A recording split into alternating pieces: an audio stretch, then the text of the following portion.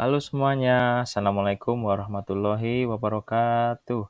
Perkenalkan, nama saya Setiawan. Saya dari mahasiswa Universitas Pelita Bangsa, Fakultas Ekonomi dan Bisnis. Di sini saya akan mempresentasikan atau berbagi ilmu terkait perkiraan keuangan. Nah, di hari ini saya akan menjelaskan terkait perkiraan keuangan, yaitu adalah proses memperkiraan kondisi keuangan di masa depan. Nah, pentingnya apa? Untuk pengambilan keputusan dan perencanaan strategis. Selanjutnya yaitu mencakup pendapatan, biaya laba, arus kas, dan juga pendanaan. Nah, tujuan dari perkiraan keuangan itu apa sih? Yang pertama, yaitu menilai kelayakan usaha dan juga proyek. Selanjutnya, untuk merencanakan kebutuhan modal dan pengeluaran. Selanjutnya, yaitu mengetahui potensi risiko dan tantangan finansial. Yang keempat adalah menyusun strategi pertumbuhan kelanjutan. Nah, dalam merencanakan keuangan ada asumsi dasar dalam perkiraan, yaitu asumsi apa aja sih?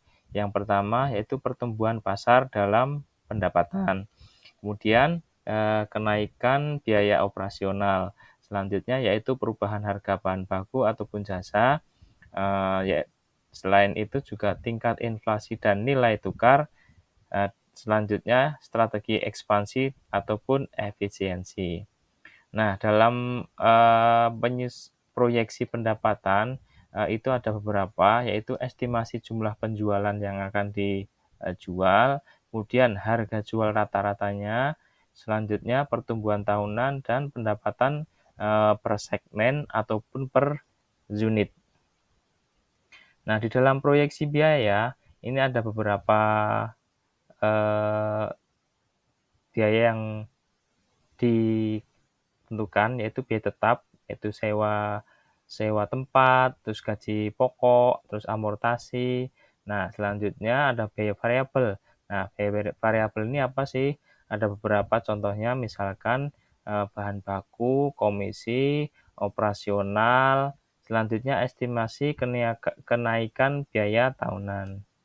Nah, di dalam proyeksi laba rugi, ini kita ada beberapa ketentuan, yaitu pendapatan kurangi biaya itu nanti menghasilkan laba ataupun rugi dari sebuah usaha. Kemudian ada laba kotor dan juga ada laba bersih. Nah, selanjutnya nomor 3 adalah terkait margin keuntungan. Nah, keuntungan yang didapat dari usaha itu berapa sih? Selanjutnya ada tren laba dalam periode tertentu. Proyeksi arus kas. Nah, arus kas ini juga harus ditentukan ataupun dihitung. Arus kas masuk yaitu dari penjualan, investasi, ataupun dari pendanaan. Arus kas keluar, nah ini biasanya itu buat biaya operasional, pembelian aset, ataupun utang usaha. Selanjutnya, posisi kas akhir per tahun. Nah, ini juga harus dihitung karena apa? Untuk menentukan beban biaya selama 1 tahun. Selanjutnya adalah titik balik ataupun cash flow, yaitu break even point. Nah, ini kapan modal usaha itu akan kembali dalam perhitungan tertentu. Nah, di proyeksi neraca ini ada beberapa yang digunakan. Yang pertama adalah aset lancar dan tetap. Kemudian nomor 2 liabilitas jangka pendek ataupun jangka panjang, ekuitas dan modal. Dan nomor terakhir adalah rasio keuangan penting.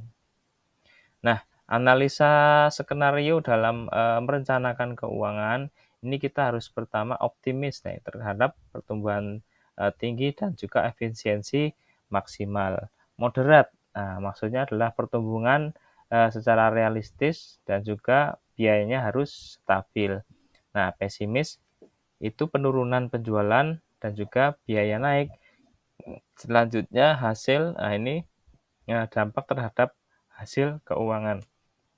Nah, kesimpulan dari materi yang saya sampaikan ini, perkiraan keuangan itu membantu merancang strategi secara efektif untuk menunjang keberlangsungan suatu perusahaan. Nah, ini juga perlu disesuaikan dengan kondisi terbaru. Artinya apa? Setiap langkah-langkah yang diambil itu harus melihat kondisi yang, terbaru ataupun terupdate di keadaan tersebut. Yang terakhir adalah, kenapa perkiraan ini sangat penting, yaitu sebagai dasar untuk menarik investor ataupun rekan bisnis untuk, bekerja sama dengan kita. Mungkin dari saya, itu saja, semoga bermanfaat terutama bagi saya sendiri, dan selebihnya buat, teman-teman semua. Kurang lebihnya mohon maaf. Assalamualaikum warahmatullahi wabarakatuh.